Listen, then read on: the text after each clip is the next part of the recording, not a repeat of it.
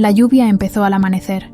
No fue tormenta, no trajo truenos ni relámpagos, fue una llovizna mansa, la clase que moja los zapatos sin que uno se dé cuenta, la que empapa los recuerdos antes que la ropa. En la esquina de la avenida Hidalgo y Pino Suárez, donde el asfalto ya se deshace en grietas como venas viejas, don Ismael ya estaba sentado en su banca, sombrero calado hasta las cejas, bastón apoyado en el muslo derecho, como siempre. Pero ese día no miraba al frente, miraba hacia la ventana del segundo piso de la casa de los días pasados. Allí, tras una cortina entreabierta, dona Lucía Mendoza se mecía en su mecedora de madera, con las manos quietas sobre el regazo.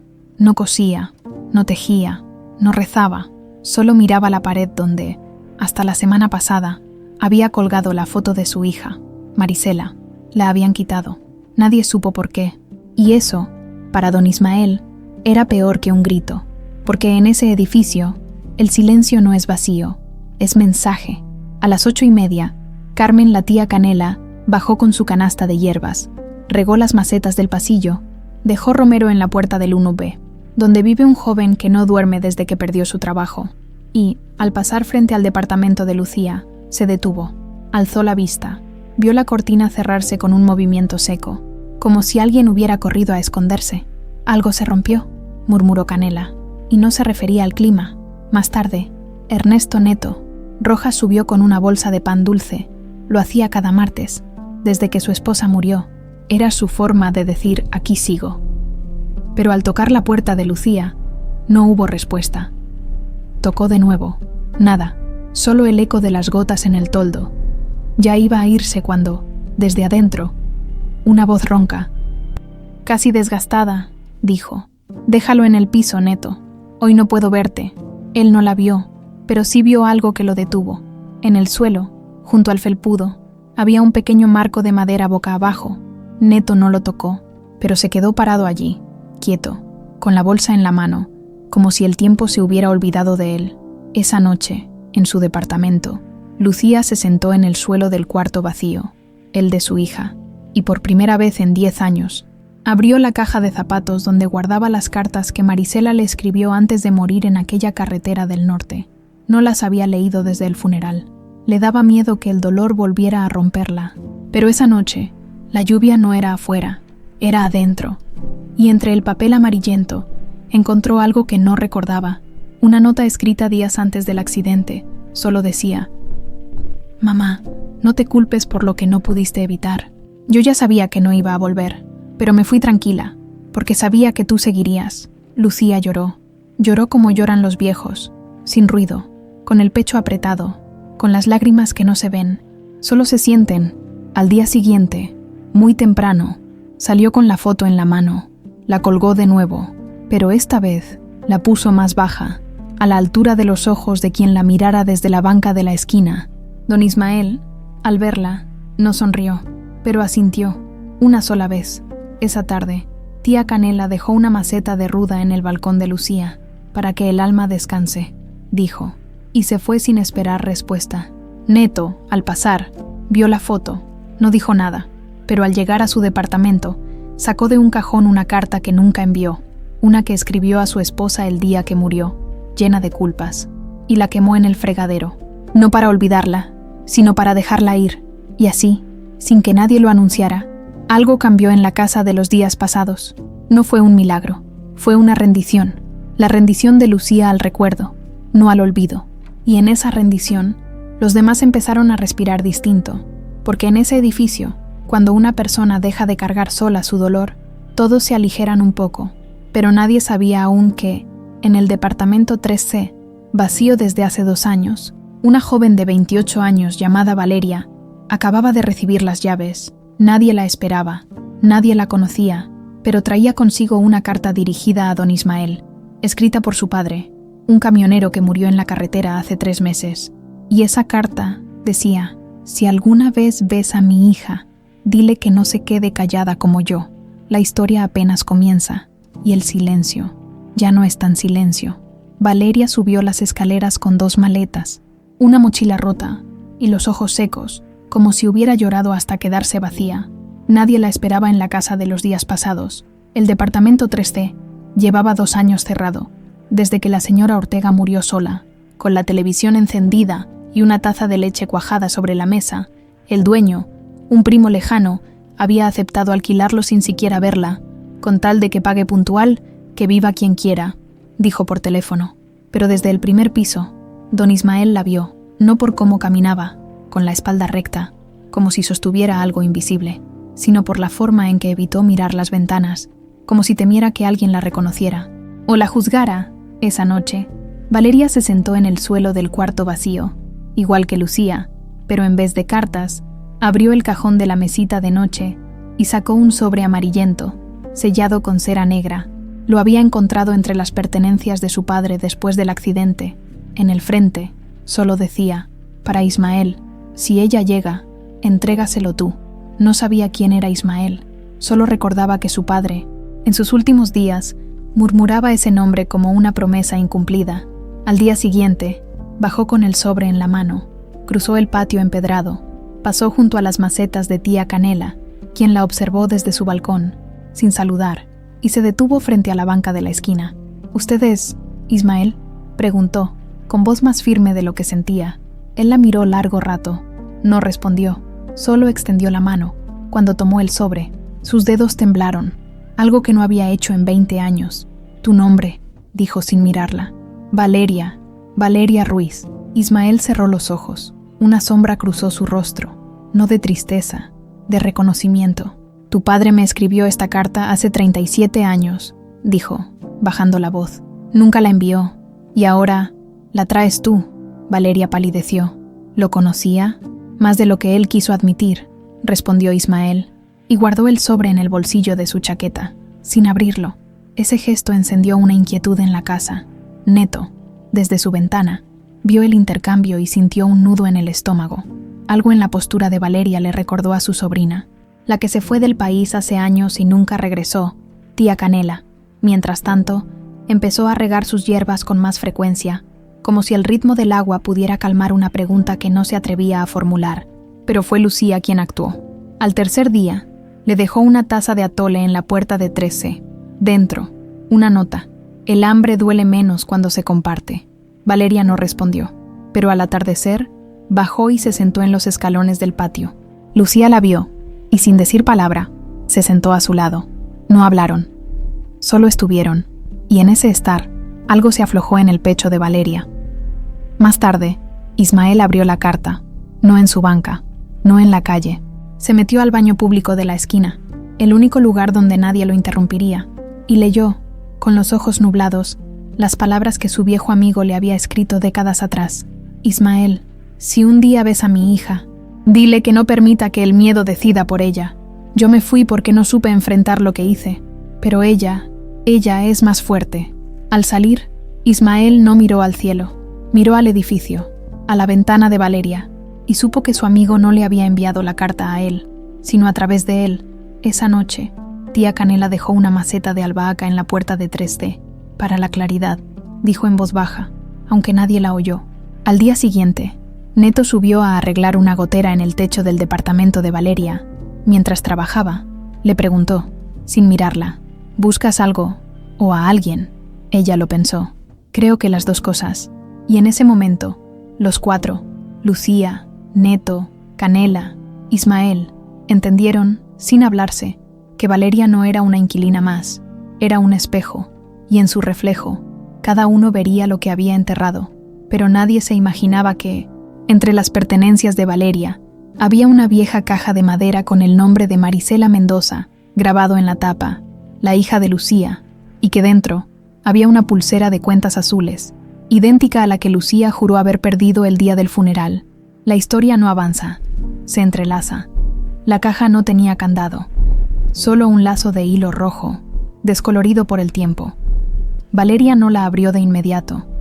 La dejó sobre la mesa de la cocina, junto a la taza de café que ya se enfriaba.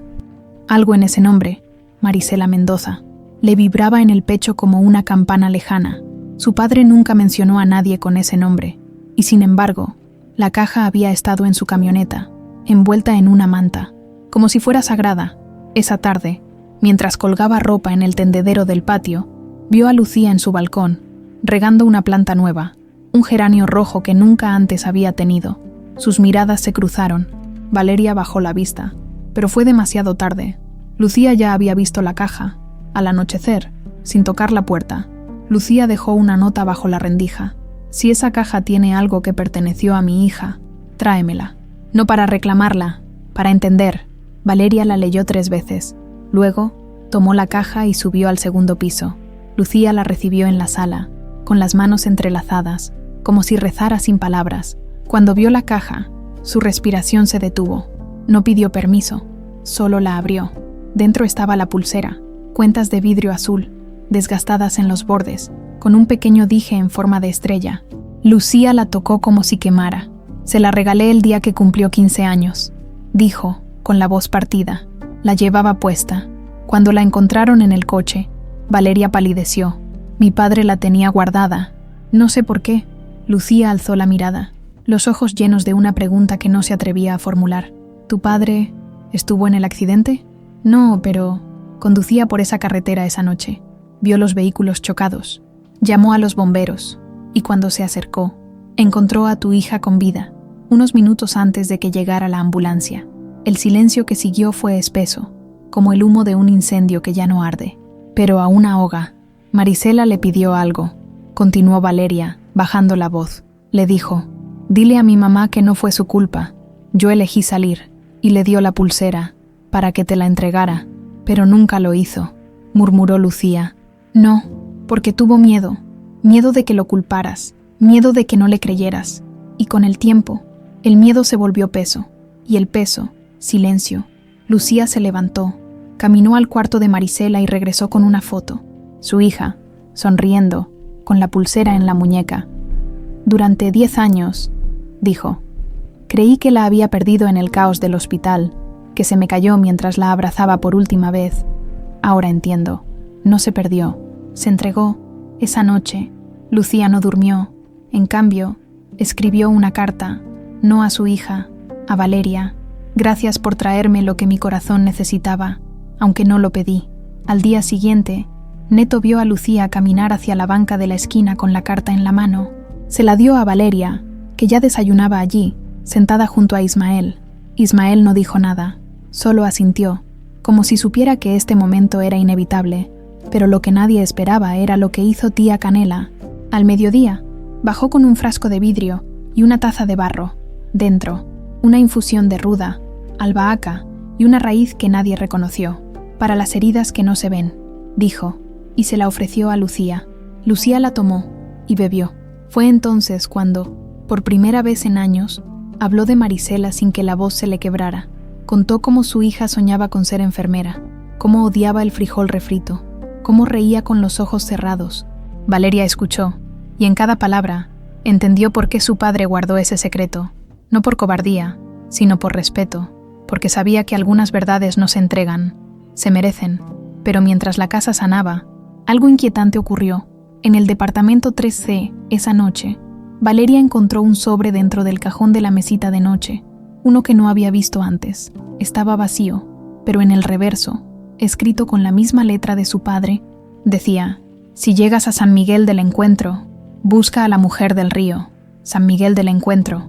Nadie en la casa conocía ese nombre, pero Ismael, al oírlo, palideció, porque ese era el nombre del pueblo donde él y el padre de Valeria se conocieron, antes de que todo se rompiera. La verdad no está en lo que se dice, está en lo que se calla, hasta que el momento es justo. Ismael no durmió esa noche, se quedó sentado en la banca, con el sombrero en las manos, mirando las grietas del pavimento, como si allí estuviera escrita su sentencia. San Miguel del Encuentro. Ese nombre no había salido de sus labios en más de 40 años. Lo enterró junto con su juventud, con sus errores, con la carta que nunca envió a la única mujer que amó. Al amanecer, Valeria bajó con el sobre vacío en la mano. ¿Qué significa esto?, preguntó, sin preámbulos. Ismael no la miró, solo dijo: tu padre y yo no éramos amigos, éramos hermanos de promesa, y yo rompí la mía. Entonces, por primera vez, habló. En 1978, Ismael y el padre de Valeria, un joven llamado Rafael, trabajaban juntos en una cooperativa agrícola en las sierras de Oaxaca. Allí conocieron a una mujer llamada Elena, curandera del pueblo, que vivía junto al río donde nacía el manantial. Rafael y Elena se enamoraron. Ismael, celoso, se marchó sin despedirse. Pero antes de irse, Elena le hizo jurar algo. Si algún día ella necesita ayuda y no puede llamarme, tú irás por mí. Ismael juró, pero cuando, años después, supo que Elena había enfermado y Rafael había desaparecido, no regresó. Tuvo miedo de verla sufrir, miedo de que lo odiara, y ese miedo lo convirtió en un hombre que solo mira, pero no actúa. Tu padre no huyó por cobardía, dijo Ismael, con la voz quebrada. Huyó porque yo no cumplí mi palabra. Él creyó que si yo no volvía, ya no había esperanza, así que se fue, y se llevó el secreto de Elena contigo. Valeria lo miró, atónita. ¿Elena era mi madre? Ismael asintió. En ese momento, algo encajó. El por qué su padre nunca habló de su familia. ¿Por qué guardaba cartas sin enviar? ¿Por qué siempre decía que algunas promesas pesan más que la vida? Esa tarde, Lucía subió al departamento de Valeria, no con palabras, sino con un viejo álbum de fotos que encontró en el baúl de Marisela. Entre las páginas había una imagen borrosa, un grupo de jóvenes en un río, con los brazos entrelazados, 2 hombres y una mujer. En el dorso, escrito con letra fina, San Miguel, 1978, la última vez que fuimos libres. Uno de los hombres era Ismael, el otro, Rafael, la mujer, Elena, con los mismos ojos de Valeria. Mientras tanto, tía Canela, al oír la historia, fue a su armario y sacó un frasco de barro sellado con cera. Lo había guardado desde que su propia madre se lo dio. Décadas atrás, dentro, polvo de raíz de zacate limón y flores de toloache. Elena usaba esto para calmar el alma cuando el pasado la apretaba, dijo Canela, entregándoselo a Valeria. Tu madre sabía que el dolor no se borra, pero se puede llevar con dignidad. Neto, por su parte, hizo algo inesperado. Abrió el cajón donde guardaba las cartas de su esposa y sacó una foto, él y su mujer, de jóvenes, frente a un río. No era el mismo río, pero el gesto, los pies descalzos en el agua, las manos entrelazadas, era idéntico al de la foto de San Miguel. Todos tenemos un río, dijo Neto, mostrándosela a Ismael. El problema no es haberlo perdido, es negar que existió. Esa noche, bajo la luna llena, los 5 se reunieron en el patio. No fue planeado, simplemente ocurrió. Canela sirvió té de hierbas, Lucía contó de Marisela, Valeria habló de su madre, por primera vez en voz alta. Neto confesó que nunca visitó la tumba de su esposa. Y Ismael, con los ojos húmedos, dijo: mañana iré al río, no a pedir perdón, a cumplir lo que debía hacer hace 40 años. Pero mientras todos creían que el pasado se cerraba, Valeria sintió un escalofrío, porque en el frasco que le dio Canela había un pequeño papel enrollado, escondido en el fondo. Al desdoblarlo, leyó: si la hija de Elena regresa, dile que su madre no murió, solo se fue al otro lado del río. ¿Y qué espera? Nadie en la casa sabía qué significaba el otro lado del río, pero Ismael sí, porque en San Miguel del Encuentro, el otro lado no era un lugar, era una decisión, y alguien, en algún lugar, aún esperaba que Valeria la tomara. No fue un viaje largo, pero sí uno que pesaba. Ismael no tenía carro. Neto, sin dudarlo, ofreció el suyo, un sedán viejo con el tapizado agujereado y el aire acondicionado roto desde 2009. Si hay que ir, vamos todos, dijo. Y así, al alba del martes, partieron. Ismael, Valeria, Lucía y Neto. Tía Canela se quedó, pero antes de que subieran al coche, les entregó 3 saquitos de tela, uno con sal, otro con ceniza de copal y el tercero con pétalos secos de cempasúchil, para que el camino los reconozca, dijo, y para que quien los espera no los tema.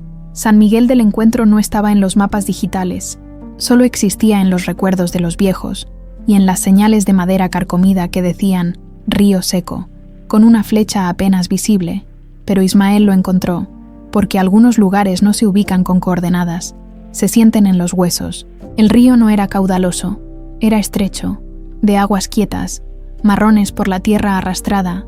En la orilla, una casa de adobe con techo de lámina, cubierta de bugambillas moradas, y en la puerta, una mujer de espaldas, removiendo hierbas en un cuenco de barro. Valeria sintió que el aire se le atoraba en la garganta. «Mamá», susurró. La mujer se volvió.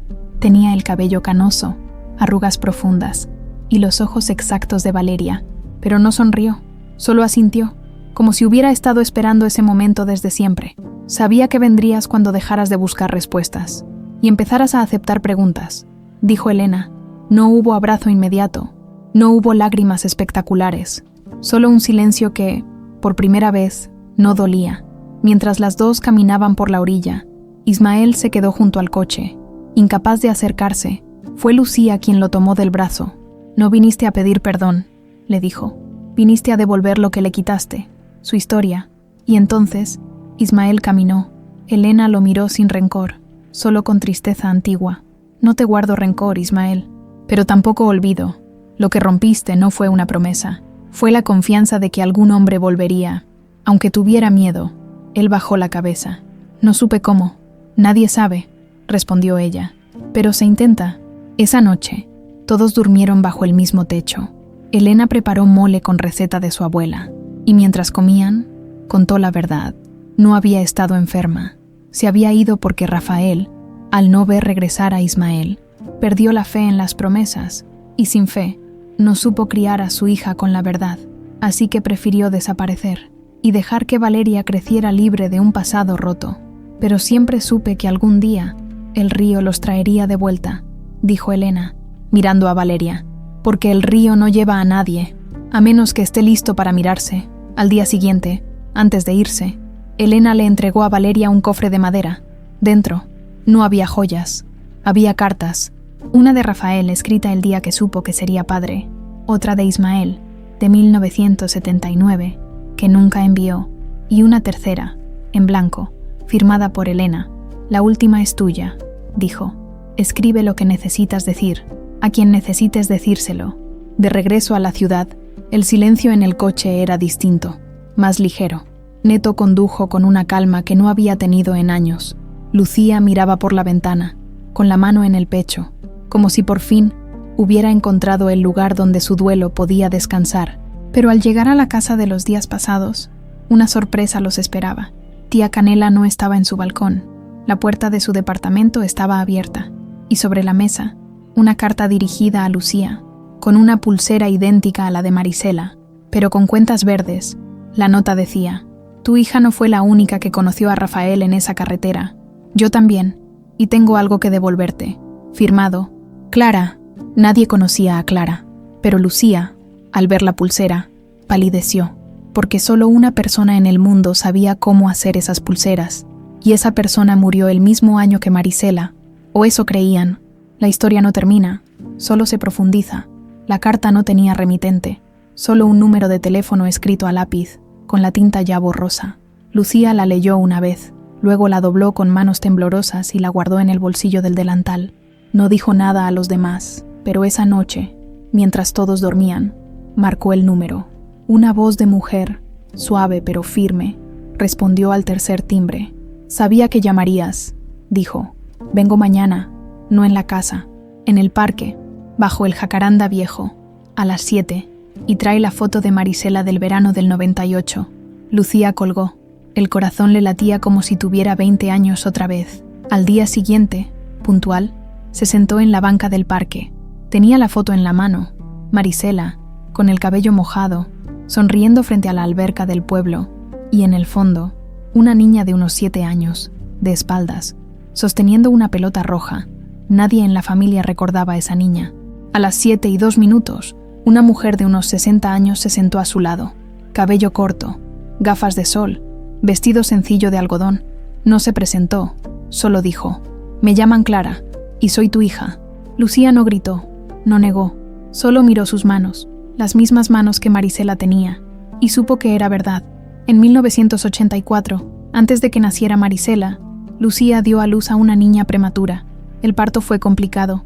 El médico le dijo que la bebé no sobreviviría. Le permitieron verla solo unos minutos. Luego, le dijeron que había muerto. Lucía la enterró en su corazón, y nunca más habló de ella. Pero la niña no murió. Fue dada en adopción ilegal a una familia de otro estado.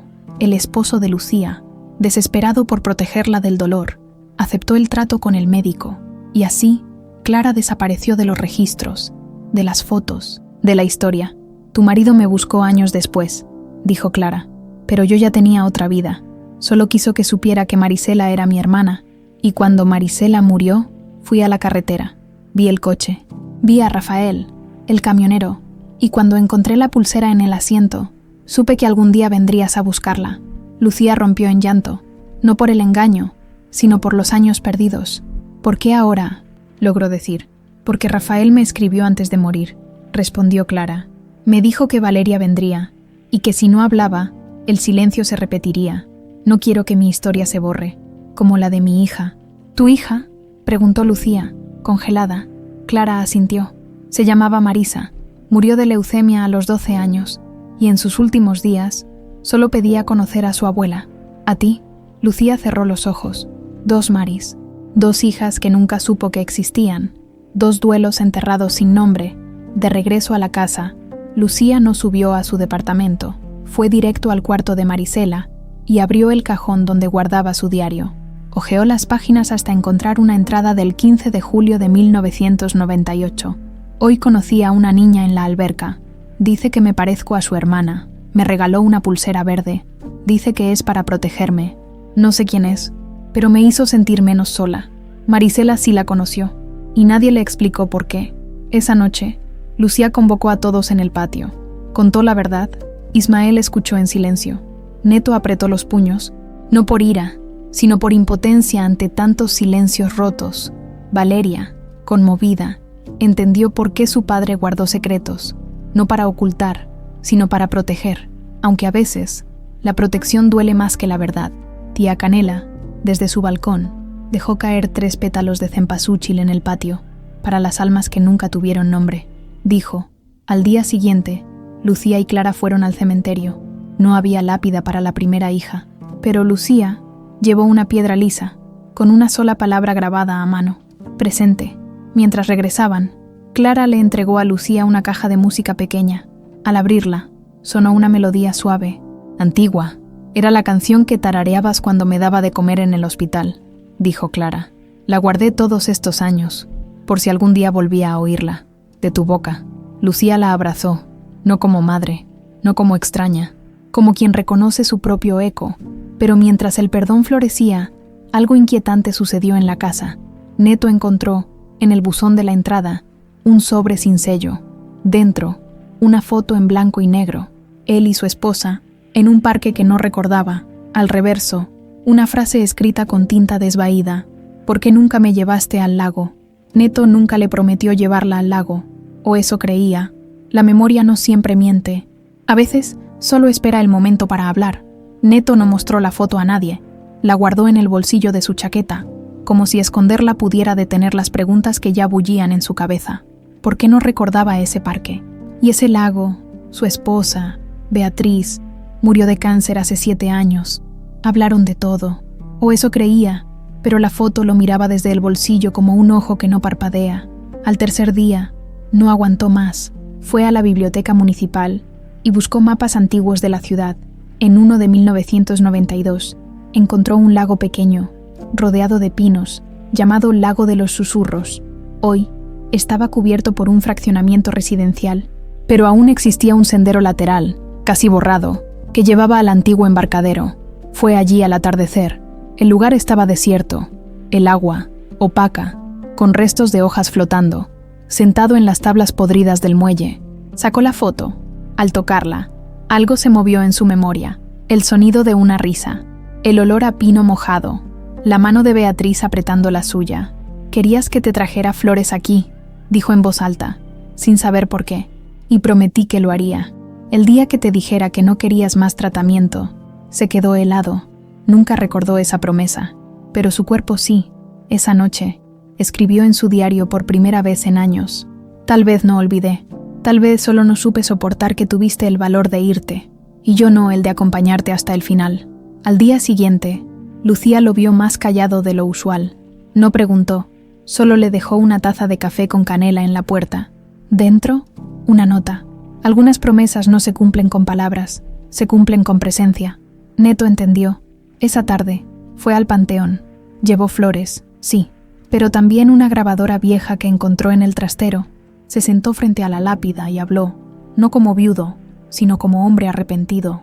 Nunca te llevé al lago, Beatriz, pero vine hoy, por las 2, mientras hablaba. una mujer mayor, con un ramo de margaritas. Se detuvo junto a la tumba vecina. Lo miró con dulzura. Ella sabía que vendrías, dijo. Me lo dijo antes de morir. Cuando Neto hable conmigo otra vez, es que ya perdonó. Neto no supo quién era la mujer, pero al irse, dejó una margarita sobre la lápida de Beatriz. De regreso a la casa, encontró a tía Canela regando sus hierbas con los ojos cerrados, como si rezara. Al verlo, le entregó un frasco pequeño. Infusión de manzanilla y flor de azahar, dijo, para las noches en que el alma se despierta antes que el cuerpo. Neto lo aceptó. Esa noche, bebió la infusión y soñó con Beatriz, no en un hospital, en el lago. Ella le entregaba una carta y decía, no la abras hasta que estés listo para creer que mereces paz.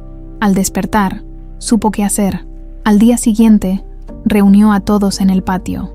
Voy a ir al lago otra vez, dijo, pero esta vez quiero que vengan conmigo. No preguntaron por qué, solo asintieron. Fueron al atardecer. Ismael llevó una silla plegable, Lucía, un mantel, Valeria, una guitarra prestada, Clara, flores silvestres, tía Canela, un saquito de sal y un puñado de copal. Juntos, caminaron al muelle. Neto sacó la carta que Beatriz le había dado en el sueño, pero en realidad era una carta que él mismo escribió años atrás y nunca envió. La abrió, decía, perdóname por no dejarte ir con dignidad, perdóname por aferrarme a ti cuando ya te estabas despidiendo. La leyó en voz alta, y al terminar, la dejó caer al agua.